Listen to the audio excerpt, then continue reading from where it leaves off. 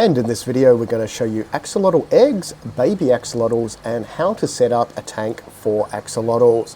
There are a lot of axolotls in this video. Check out these eggs, they are only just been laid. There is mum there, that lovely white axolotl, otherwise known as a Mexican walking fish. They are super cool things to keep in an aquarium, all captive bred.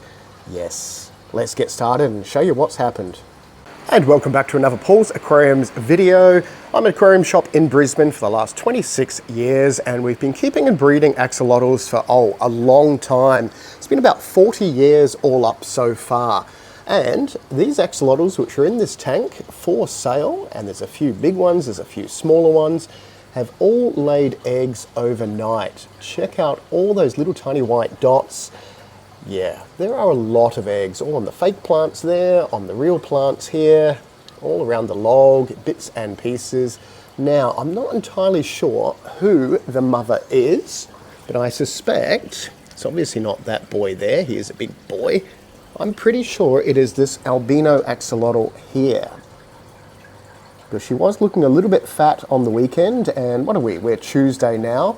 So once they sort of build up the fatness in around their belly, you know they're going to lay, and it's usually about a week or two after you notice them getting quite a fat before they lay. And there are a lot of eggs. Now, the only problem with all these eggs is our baby axolotl tank has already got baby axolotls in it from our stumpy girl that bred, I think, about 2 months ago. So I will have to figure out where all these eggs are going. There are a lot of them. If we leave them in this tank, what's going to happen is all these axolotls are going to just munch away at them.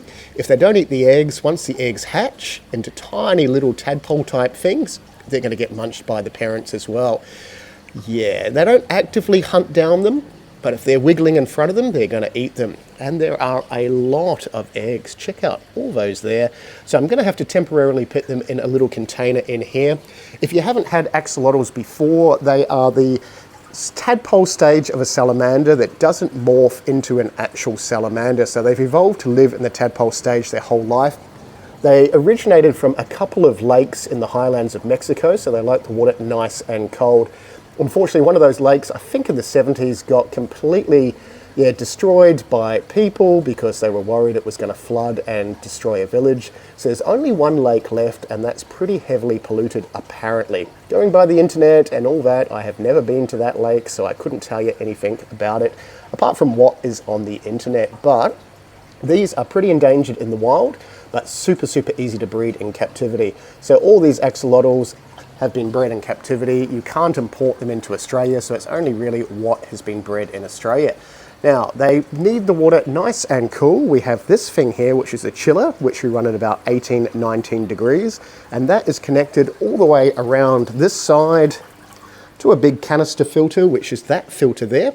So the water goes from the tank into the filter, into the chiller, then back into the tank through the spray bar. Oh look, there's an egg right up the top there as well. So that just keeps them nice and cool. Because we live in the subtropics, it's okay this time of year, but as soon as summer hits, it is way too hot for them. So while we're trying to figure out what we're going to do with all those eggs, let's check out the last batch of axolotls.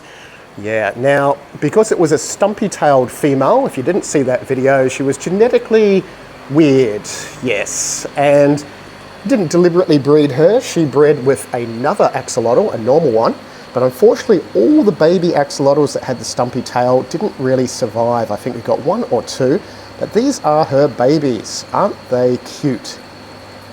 Now they're around about, how big are they?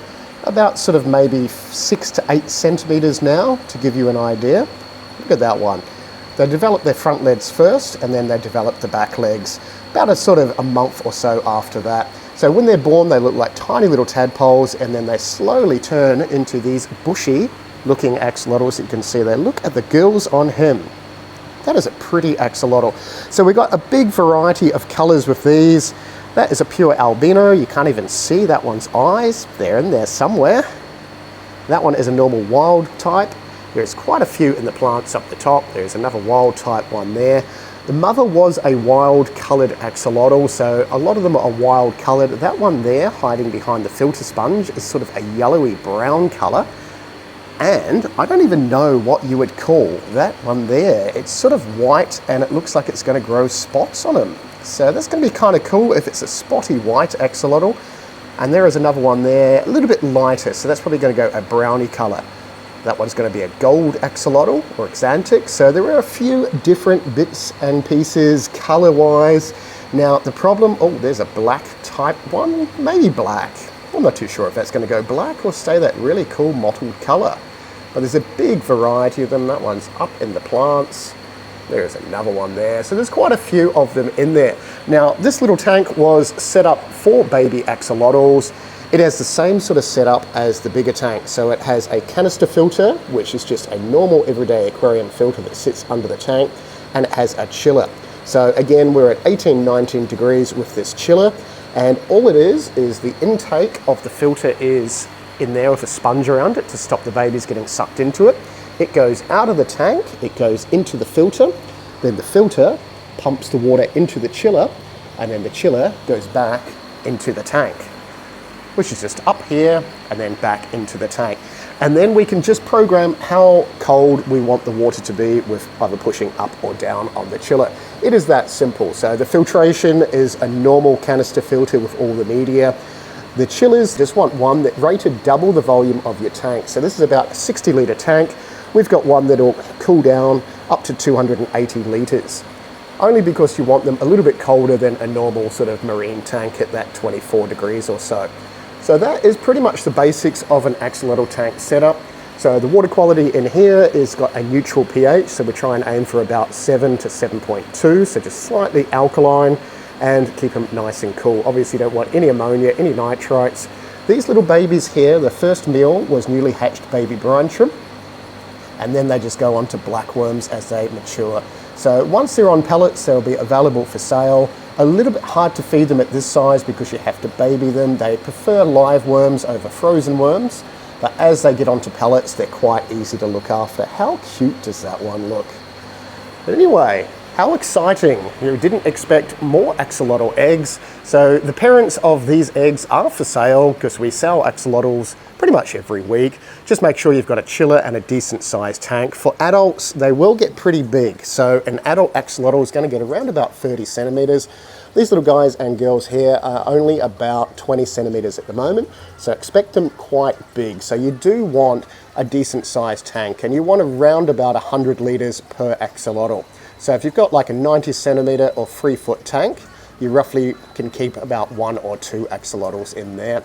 And yes, I have jumped actually a day or so, and I have moved all the eggs out, and I've just moved them into this temporary egg trap container thing here. So it's a little mesh container that goes in the actual tank, and these are great for emergencies if you've got a fish that you need to separate or anything like that. So they're just a little tiny plastic frame, suction caps on the inside of the tank. Now you do have to be careful with the suction caps to make sure they are fully in. So I would probably use a couple of pegs or clips or something just to hold it in place, just to make sure that it doesn't just all of a sudden decide to fall in the main tank and then your fish or your eggs or anything go everywhere. But saying that, these are absolutely brilliant in an emergency. I still haven't sorted out room for all the eggs. I've replaced the plant with a little bit more Alodia in here, just in case she hasn't finished laying her eggs. But she looks kind of cruisy, just sitting there going, nope, I've had enough. I don't want to lay any more eggs. And all the eggs are actually inside this little mesh container at the moment. So if you haven't seen these before, they are just called a fish box, breeder box, separator net, stuff like that. There are multiple different types. This is one of the larger types, and they go all different sizes. You can pick them up from anything from like $5 or $6 online up to like about 30, 40 bucks for some fancy ones.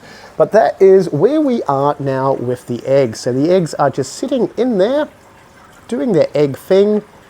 Once they hatch, I'm going to take all the plants and stuff out of there, and then we're going to figure out where they're going to go. So that'll be another video, but I thought I would just do a quick update in this video to say the eggs are perfectly fine, and another week or so they're going to hatch, and we'll have lots of baby axolotls. Hopefully you enjoyed this video. I'll put a little bit of footage of baby axolotls on the screen. Might be a new video of another axolotl tank setup in an emergency soon.